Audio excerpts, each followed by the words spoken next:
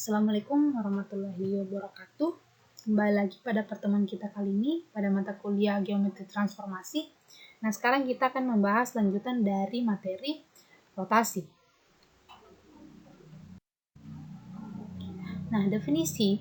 Andaikan A sebuah titik dan P sebuah bilangan yang memenuhi minus 180 derajat lebih kecil dari P dan P lebih kecil dari 180 derajat. Nah, sebuah rotasi mengelilingi A adalah sebuah padanan RAP, di mana P ke V yang ditentukan. Yang pertama, RAP pada titik A sama dengan A itu sendiri. Yang kedua, jika P tidak sama dengan A, maka RAP pada titik P itu sama dengan P aksen-aksen.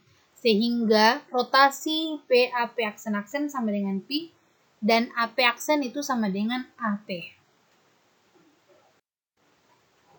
Untuk teoremanya, jika S dan T dua garis yang tidak tegak lurus dan yang berpotongan di A, dan jika sudut antara garis ke garis T adalah 1/2 pi, maka RAP sama dengan MT/MS. Nah, perhatikan gambar yang ada. S dan T itu saling tegak lurus. Bisa dilihat di mana garis S dan di mana garis T. Nah, untuk membuktikan, pembuktiannya andaikan sebuah titik P tidak sama dengan A dan titik K tidak sama dengan A. Jadi P tidak sama kita andaikan P tidak sama dengan A dan K tidak sama dengan A pada garis S. Nah, sekarang kita andaikan K aksen itu sama dengan MT MS pada titik K. Maksudnya di sini kita cerminkan K aksen itu sama dengan 2 kali pencerminan. Kita cerminkan terhadap T dulu, kita cerminkan terhadap garis S dulu, kemudian kita cerminkan terhadap garis T akan menghasilkan K aksen.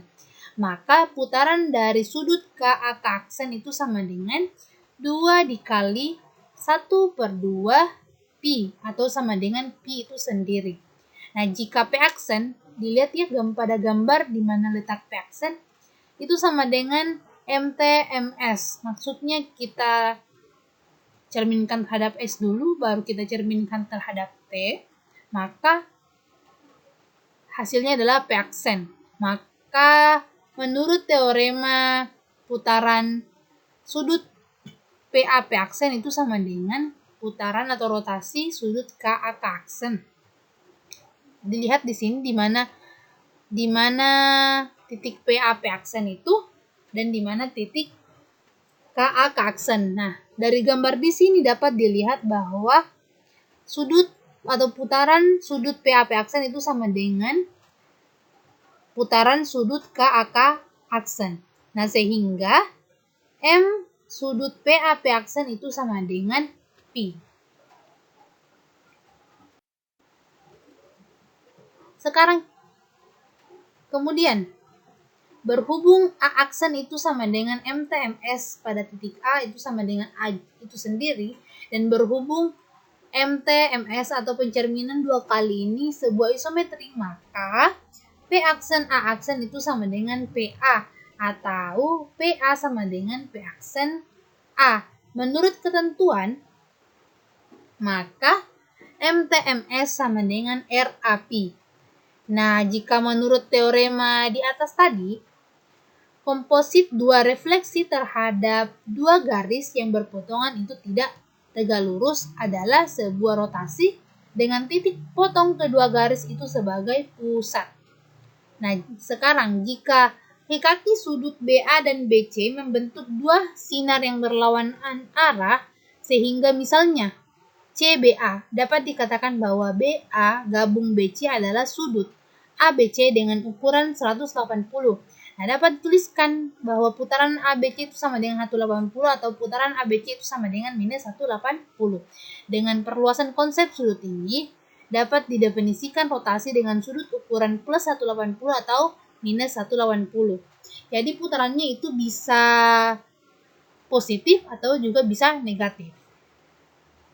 Nah, maka rotasi demikian tidak lain adalah suatu setengah putaran, sehingga dapat dikatakan bahwa akibat yang terjadi yang pertama, hasil kali dua refleksi pada dua garis adalah suatu rotasi atau suatu translasi.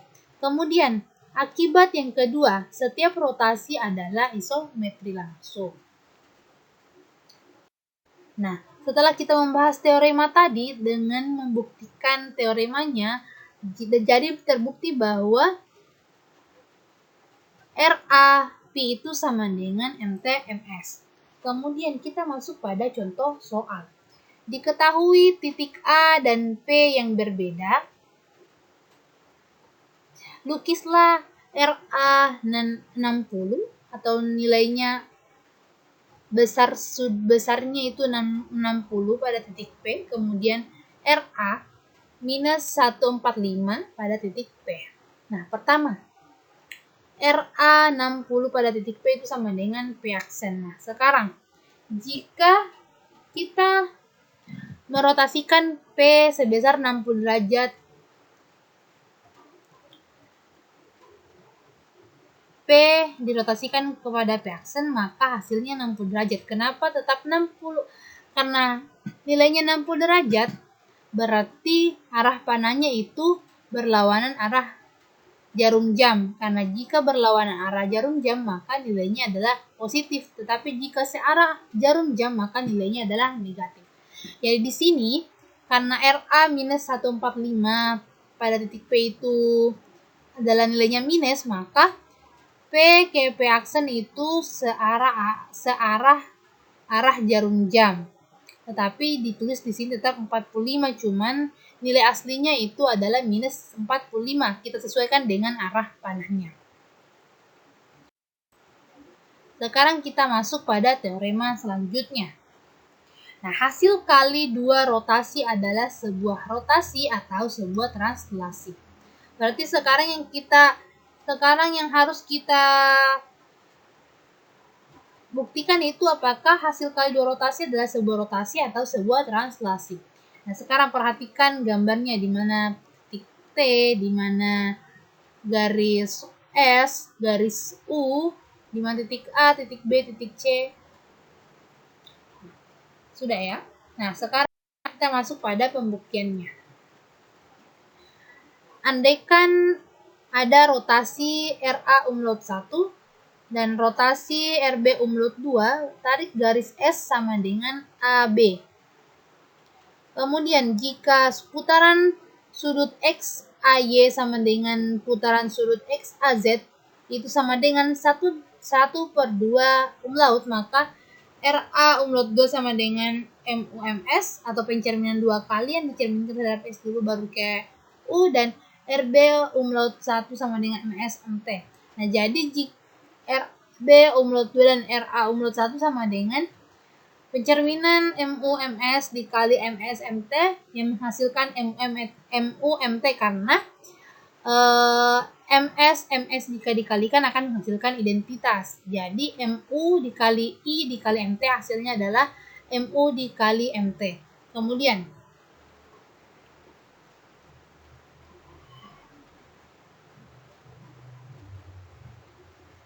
apabila U sejajar dengan T, maka RB umlaut 2 dan RA umlaut 1 adalah suatu geseran. Nah, kalau U dan T berpotongan di C, maka MUMT adalah suatu rotasi yang berpusat pada titik C.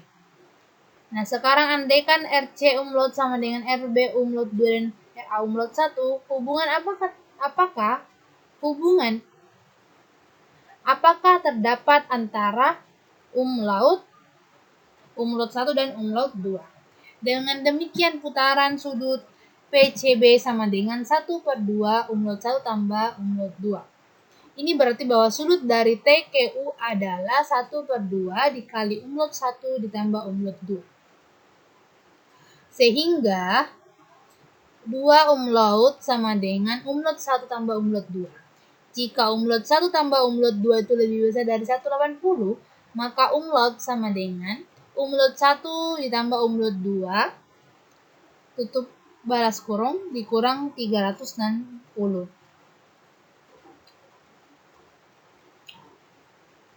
Nah, sebagai gambaran, andaikan umlaut 1 sama dengan 140 dan umlaut 2 itu sama dengan 60, dalam hal ini M sudut ACB sama dengan 80 dan M sudut ACB sama dengan min 80. Nah, maka sudut dari T ke U adalah min 80, jadi umlaut sama dengan minus 160.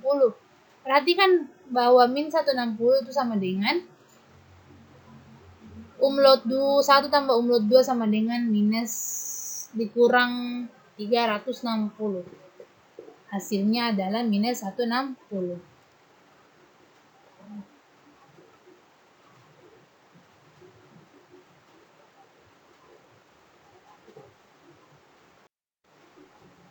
Nah, sekarang kita dapat meyakinkan diri pada kasus-kasus kalau atau jika RB umlaut RAU umlaut 1 sama dengan RC umlaut.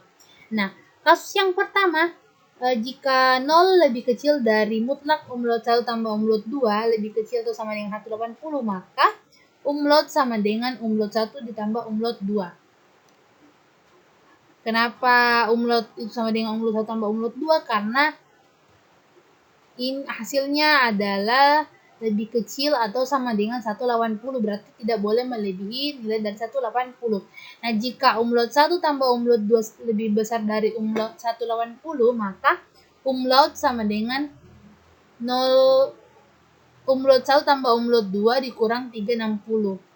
Dikurang karena lebih besar dari 180. Nah, jika umlaut 1 tambah umlaut 2 itu lebih kecil dari minus 180, maka umlaut sama dengan umlaut 1 tambah umlaut 2 ditambah 360. Nah, yang keempat, umlaut 1 tambah umlaut 2 sama dengan 0, maka hasil kali rotasi itu adalah suatu translasi. Nah, sekarang kita masuk pada contoh soal berikutnya. Diketahui titik A, B dan A itu tidak sama dengan B, tentukan C dan umlaut jika RC umlaut sama dengan RB umlaut 2, RA umlaut 1 di mana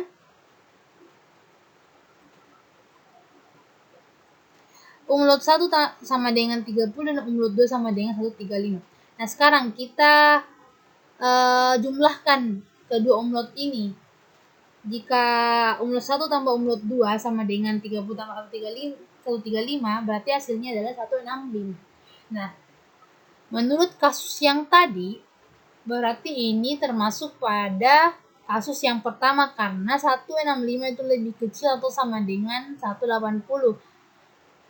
Kemudian 0 lebih kecil mutlak umlaut 1 tambah umlaut 2 lebih kecil dari 180, maka umlaut sama dengan umlaut 1 tambah umlaut 2, artinya umlaut sama dengan 30 tambah 135 sama dengan 165. Jadi RC nya itu adalah 165.